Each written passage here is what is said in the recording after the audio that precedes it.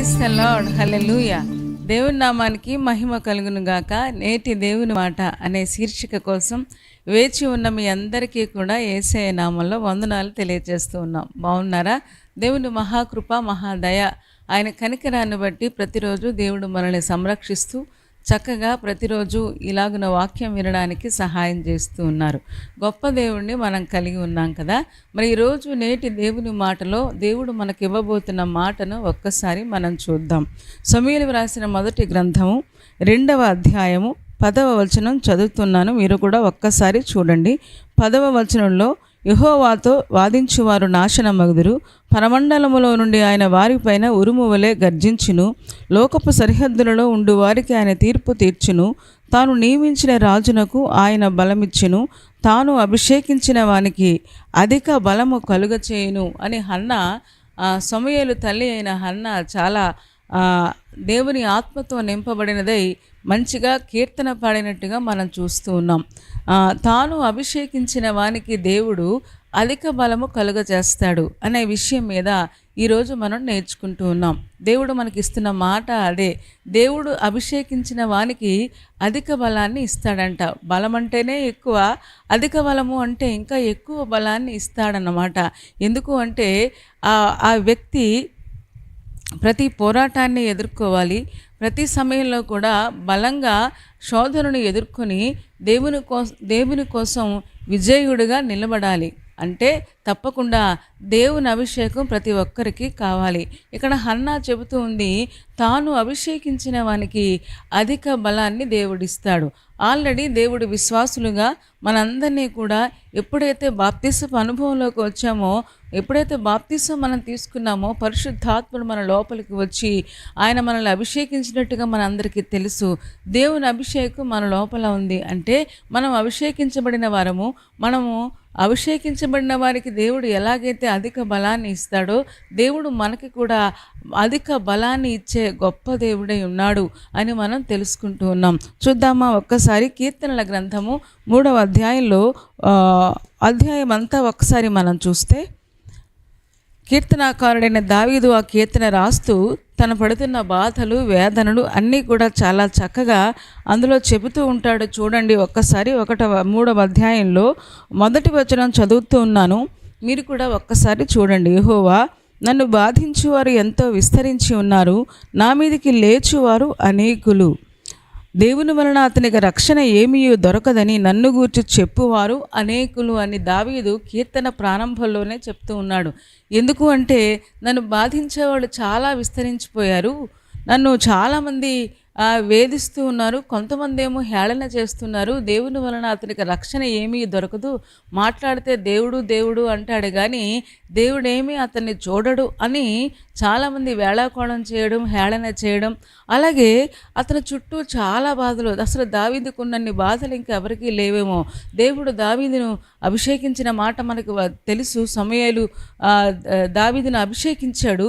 అభిషేకించిన తరువాత తనకి ఎక్కువ బాధలు ఎక్కువ వచ్చినట్టుగా మనకి గమనిస్తూ ఉంటాం, చదువుతూ ఉంటాం బైబిల్లో.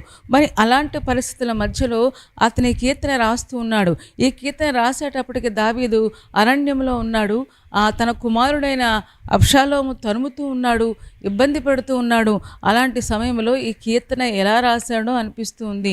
ఏమండి, అలాంటి బాధల సమయంలో కూడా తన యొక్క బాధను కూడా కీర్తనగా మలుచుకొని ఎంత చక్కగా రాశాడో చూడండి. నన్ను బాధించేవారు చాలామంది ఉన్నారు, నన్ను హేళన చేసేవాళ్ళు చాలామంది ఉన్నారు.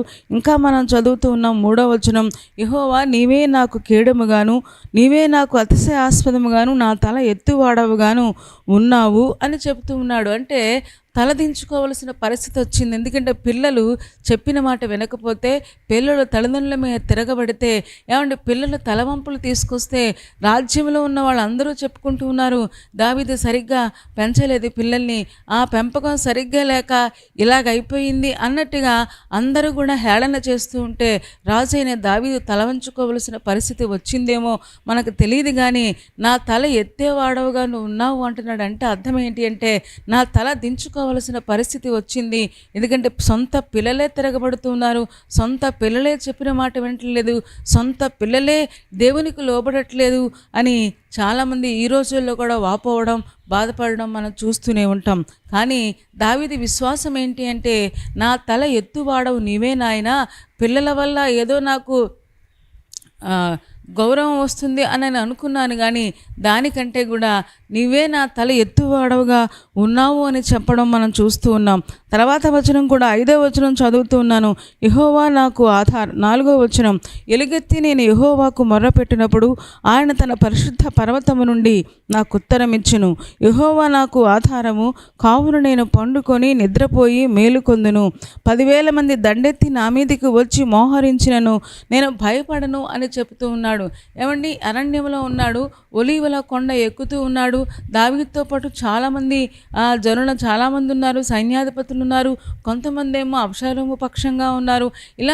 ఇలాంటి సమయంలో ఏమండి, దావీదుకి దేవుడిచ్చిన వాగ్దానం ఏంటి అంటే, తాను అభిషేకించిన వానికి దేవుడు అధిక బలాన్ని ఇస్తాడు. ఏమంటే ఇన్ని పోరాటాల మధ్యలో, ఇన్ని బాధలు విస్తరించిన, మనసులో బాధ, బయటికి బాధ, ఏమండి శరీరంలో పోరాటం, ఇలాంటి పోరాటాల మధ్యలో కానీ దావీదు అంటున్నాడు, ఎంతమంది నా మీదకి వచ్చి మోహరించినా సరే నేను భయపడేది లేదు, ఎందుకంటే నా పక్షంగా నా దేవుడు నాకు సహాయం చేస్తాడు అని చెప్పడం మనం చూస్తూ ఉన్నాం. నేను ఎలుగెత్తి మొర్రపెట్టినప్పుడు దేవుడు పరిశుద్ధ పర్వతము నుంచి నాకు ఉత్తరం ఇస్తాడు అని చాలా ఖండితంగా, చాలా విశ్వాసంతో ఆ మాట చెబుతూ ఉన్నాడు. ఈ రోజున విశ్వాసులంగా అభిషేకించబడిన మనతో దేవుడు మనకిస్తున్న మాట ఏంటి అంటే, తాను అభిషేకించిన వానికి అధిక బలాన్ని దేవుడిస్తాడు. ఎందుకో తెలుసా?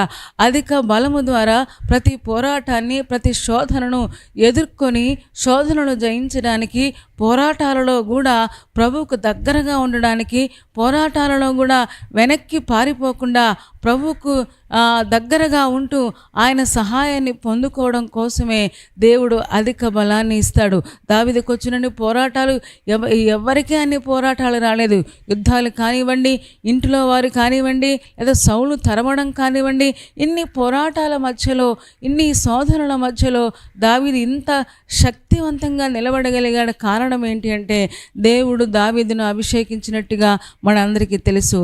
తాను అభిషేకించబడిన వానికి దేవుడు అధిక బలాన్ని ఇస్తాను అని వాగ్దానం చేయడం మనం చూస్తూ ఉన్నాం. ఏమంటే ఎంత బలం లేకపోతే దేవుడు ప్రతి పోరాటంలో విజయం పొందాడు, ప్రతి శోధనను చాలా శక్తివంతంగా ఎదుర్కొంటూ ఉన్నాడు. నిజమే, విశ్వాసులకు శోధనలు ఎక్కువ వస్తూ ఉంటాయి. ఏమంటే ప్రార్థించే వాళ్ళకే ఎక్కువ శోధనలు వస్తూ ఉంటాయి. కానీ ఆ శోధనల మధ్యలో మనం ఒక విషయాన్ని మర్చిపోకూడదు. మనం అభిషేకించబడిన వారం, మనతో దేవుడు ఉన్నాడు. అభిషేకము అంటే దేవుని బలము కదా. దేవుడు మనకి తన బలాన్ని సాక్షాత్తు దేవుడు మనకిచ్చి, ఆ బలము ద్వారా ప్రతి విధమైన శోధనను ఎదుర్కోవడానికి దేవుడు మనకు సహాయం చేస్తూ ఉన్నాడు. పోరాటం వచ్చింది కదా అని ప్రార్థన మానటం లేదు, అరణ్యంలో ఉన్నాను కదా అని ఏమండి కీర్తించడం మానటం లేదు, పోరాటం వచ్చింది కదా అని కృంగిపోలేదు, బెంగపడలేదు, కానీ చాలా శక్తివంతంగా ఆ సమయంలో కూడా ప్రార్థిస్తూ ఉన్నాడు. అంత మాత్రమే కాదు, విశ్వాసాన్ని వదిలిపెట్టలేదు. తప్పకుండా నా తల ఎత్తేవాడవు నువ్వే అని చెప్తూ ఉన్నావు. ఈ రోజున ఎంతమంది ఇలాంటి పరిస్థితుల మధ్యలో ఉన్నారు? ఏమంటే బాధించేవారు విస్తరించి ఉన్నారా? ఒక పక్కన బంధువులు, ఒక పక్కన కుటుంబ సభ్యులు, ఒక పక్కన మానసిక సంబంధమైన పోరాటాలు, ఒక పక్కన శరీరంలో అనారోగ్యాలు, వీటన్నిటి మధ్యలో నలిగిపోతూ ఉన్నారా? దేవుడు విడిచిపెట్టలేదు. తాను అభిషేకించబడిన వానికి దేవుడు అధిక బలాన్ని ఇస్తాను అని వాగ్దానం చేయడం మనం చూస్తూ ఉన్నాం. ఇంకా మనం చదువుదామా? 5వ వచనం చదువుతూ ఉన్నాను. యెహోవా నాకు ఆధారము, కావున నేను పండుకొని నిద్రపోయి మేలుకొందును. 10,000 మంది దండెత్తి నా మీదకి వచ్చి మోహరించినా సరే నేను భయపడను అని చెప్తున్నాడు. యెహోవా నాకు ఆధారంగా ఉన్నాడు గనుక నేను అసలు భయపడేది లేదు. అంత మాత్రమే కాదు, నేను పండుకుంటాను, నిద్రపోతాను, లేస్తాను అంటున్నాడు. అంటే నేను పండుకొని చనిపోను కానీ నేను పండుకుంటాను. అసలు సాధారణంగా ఎన్ని బాధలు ఉన్నప్పుడు, ఇన్ని కష్టాలు ఉన్నప్పుడు, ఏమండి అరణ్యంలో నలిగిపోతూ ఉన్నప్పుడు అసలు నిద్ర ఎలా పడుతుంది? సాధారణంగా సమస్యలు ఉంటే నిద్ర పట్టదు కదా. మాటి మాటికి అదే ఆలోచన మన ముందుకు వస్తూ ఉంటుంది. చాలామంది నిద్ర పట్టక బాధపడుతూ ఉంటారు. కానీ అభిషేకించబడిన వాడు దేవుని మీద ఆధారపడతాడు కాబట్టి తప్పకుండా దావీదులాగా విశ్రాంతిగా నెమ్మదిగా ఉంటాడు. మనసు బాగుంటే నిద్ర కూడా బాగా వస్తుంది. మనసు అల్లకల్లోలంగా ఉంటే నిద్ర రాదు. కానీ ఇక్కడ ఈ గుడారములో ఉంటూ అరణ్యములో ఉంటూ అతను అంటున్నాడు, నేను పండుకుంటాను, నిద్రపోతాను అని చెప్తున్నాడు. ఎంతోమంది ఈ రోజున నిద్రలేమితో బాధపడుతున్నారు. ట్యాబ్లెట్స్ వేసుకున్న నిద్ర పట్టడం లేదు. ఎందుకంటే చుట్టూ ఎన్నో బాధలు, చుట్టూ ఎన్నో సమస్యలు. కానీ దావీదు లాంటి విశ్వాసముతో, దావీదు లాంటి ప్రార్థనా శక్తితో, దావీదు లాంటి అభిషేకంతో మనం కూడా చక్కగా మన మనసును ప్రశాంతంగా ఉంచుకోగలిగితే, దేవుని అభిషేకం మన మీద ఉన్నప్పుడు ఇలా మనం చేయగలం. ఎందుకంటే దేవుని చేత అభిషేకించబడిన వ్యక్తి ఈ లోకంలో ఎవరికంటే కూడా చాలా గొప్పవాడు అనే విషయం మనందరికీ తెలుసు కదా. దేవుని అభిషేకం అంటే దేవుని బలమే. దేవుడే మనకి ఇచ్చినప్పుడు ఆ బలంతో ఏ విధమైన శోధనైనా ఎదుర్కొంటాం. అంత మాత్రమే కాదు, ఆ శోధనలో జయాన్ని పొందుకుంటాం. చూడండి, నేను పండుకుంటాను, నిద్రపోతాను, మేలుకుంటాను అంటున్నాడు. అంటే నేను పండుకొని ఇంకా అలాగే ఉండిపోను కానీ ఆ చుట్టూ ఎంతమంది వచ్చినా, సైన్యం వచ్చినా, లేకపోతే అబ్షాలోము ఎవరిని పంపించినా నాకు అనవసరం. ఎందుకంటే దేవుడే నాకు ఆధారం కనుక నేను పండుకొని నిద్రపోయి మేలుకుంటాను అని చెప్పడం మనం చూస్తూ ఉన్నాం. అంటే నేను తిరిగి లేస్తాను అనే ఒక నిరీక్షణ అతనికి ఉంది. ఈ రోజున విశ్వాసులుగా మనము కూడా ఈ లక్షణాలు కలిగి ఉండాలని, అభిషేకించబడిన మనలో ఈ లక్షణాలు తాండవించాలని దేవుడు కోరుకుంటున్నాడు. విశ్వాసము, నిరీక్షణ, ప్రేమ, ఈ మూడు నిలచును, అందులో శ్రేష్టమైనది ప్రేమయ్య అని మనం చదువుకుంటాం కదా. ఈ రోజున చాలామందికి నిరీక్షణ తక్కువైపోతూ ఉంది. నిరీక్షణ అంటే తప్పకుండా నేను ప్రార్థించిన విషయాన్ని నేను చూస్తాను, నేను ప్రార్థించిన విషయం తప్పకుండా దేవుడు నాకు చేస్తాడు, నా దేవుడు విడిచిపెట్టడు, నేను ఏ దేవుడినైతే నమ్ముకొని ఆశతో ఎదురు చూస్తూ ఉన్నానో ఆ దేవుడు నా ఆశను వమ్ము చేయడు అనే నిరీక్షణ ఈ రోజున విశ్వాసులకు తగ్గిపోతూ ఉండడం మనం చూస్తూ ఉన్నాం. దావీదు చూడండి, అరణ్యంలో ఉన్నాడు, బాధలో ఉన్నాడు, చుట్టూ పోరాటం ఉంది, సమస్యల మధ్యలో నలిగిపోతూ ఉన్నాడు, సొంత కుమారుడే తిరగబడ్డాడు. అలాంటి పరిస్థితుల మధ్యలో ఒక్కటే అంటూ ఉన్నాడు, నా తల ఎత్తేవాడు నువ్వే నాయనా, నా ప్రార్థనను వింటూ ఉన్నావు. ఏమంటే పోరాటాలలో పారిపోవటం లేదు, పోరాటాలలో గివప్ అవ్వటం లేదు, పోరాటాలలో ఏమండి కృంగిపోవటం లేదు, కానీ నా దేవుడు నన్ను విడిపిస్తాడు అనే ధైర్యంతో ముందుకు సాగుతూ ఉన్నాడు. ఈ రోజున విశ్వాసులుగా అలాంటి శక్తిని మనం కలిగి ఉండాలని, అలాంటి అభిషేకాన్ని మనం కలిగి ఉండాలని దేవుడు కోరుకుంటూ ఉన్నాడు. చూడండి, ఇంకా అంటాడు, 8వ వచనం చదువుదామా?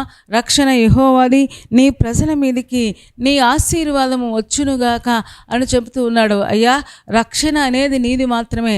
ఏమండి, రక్షించడం అనేది, కాపాడడం అనేది అది నీ చేతిలో మాత్రమే ఉంది. నేను రాజునైనా నా చేతిలో ఏమీ లేదు, లేకపోతే ఎవరో చేతిలో లేదు. కానీ మనుషులు రక్షించరు, కానీ నువ్వు మాత్రమే రక్షించగలవు, నువ్వు మాత్రమే విడిపించగలవు, నువ్వు మాత్రమే తప్పించగలవు, నువ్వు మాత్రమే నిలబెట్టగలవు అని చాలా కాన్ఫిడెంట్గా ఒక స్టేట్మెంట్ కూడా దావీదు ఇస్తున్నట్టుగా మనం చూస్తూ ఉన్నాం. ఈ రోజున విశ్వాసులంగా దేవుడు ఇదే వచనాన్ని మనకు కూడా ఇస్తూ ఉన్నాడు. మన చుట్టూ ఎంతోమంది విస్తరించి ఉన్నా సరే, ఎన్ని బాధలలో మనం నలిగిపోతూ ఉన్నా సరే, ఎన్నోసార్లు తలదించుకోవాల్సిన పరిస్థితి వచ్చినా సరే, దేవుడు తిరిగి మనకి రక్షణ ఇస్తారని, తిరిగి మనం లేచి ప్రభు కోసం నిలబడతామని దేవుడు వాగ్దానం చేస్తున్నాడు. కాబట్టి ఏ పోరాటానికి భయపడకండి, ఏ శోధనకి భయపడద్దు, దేనికి కృంగిపోవద్దు, బెంగపడద్దు. మన తల ఎత్తేవాడు దేవుడు మాత్రమే. ఎందుకంటే తాను అభిషేకించిన వానికి దేవుడు అధిక బలాన్ని ఇస్తాడు.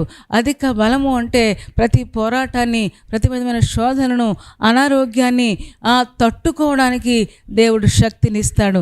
ఏమండి, సౌలుకు కూడా, మొదటి రాజైన సౌలుకు కూడా దేవుడు అభిషేకం ఇచ్చాడు.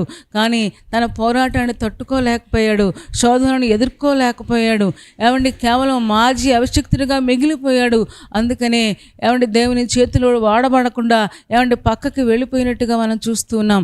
కానీ రాజైన దావీదు అభిషేకాన్ని పోగొట్టుకోకుండా, విశ్వాసాన్ని పోగొట్టుకోకుండా, నిరీక్షణను పోగొట్టుకోకుండా తప్పకుండా దేవుడిచ్చిన అభిషేకాన్ని చక్కగా ఉపయోగించుకున్నట్లుగా మనం చూస్తున్నాం. ఈ రోజున అదే అభిషేకం నీలో ఉంది, నాలో ఉంది. మనం నిలబడతాం. మనం తప్పకుండా ప్రతి పోరాటాన్ని జయిస్తాం. ప్రతి విధమైన అనారోగ్యాన్ని జయిస్తాం.